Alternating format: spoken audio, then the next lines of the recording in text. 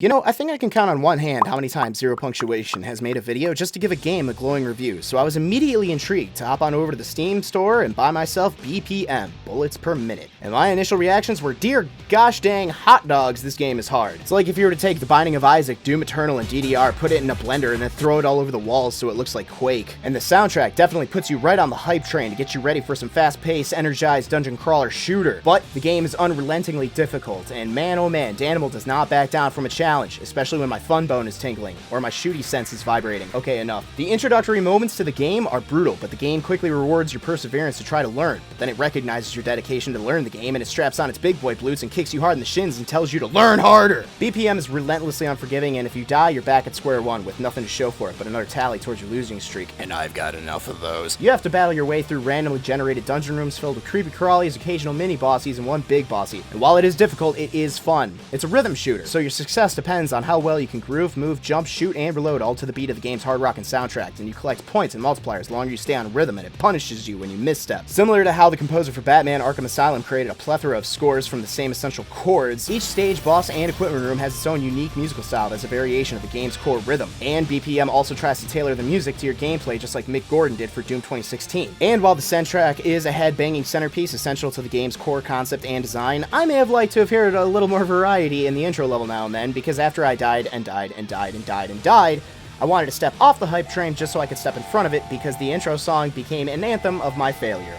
Also, something important to keep in mind, the rhythm is not actually indicated by the in-game music, but by the markers coming at your crosshairs, so no matter how much you're feeling it and you're trying to boot, shoot, and boogie, things are going to go from really great to really terrible the second that bats are regurgitating acid at you and you lose your cool and your gun isn't firing because it wants you to shoot on the downbeat and you figure out you have to press reload more than once and you're panicking because you have to go all the way back and hear that intro level music again.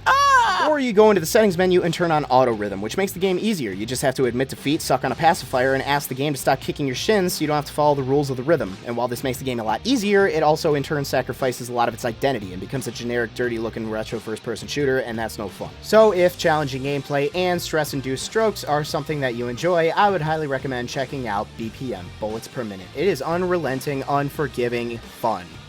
And I suck at it. 8 out of 10.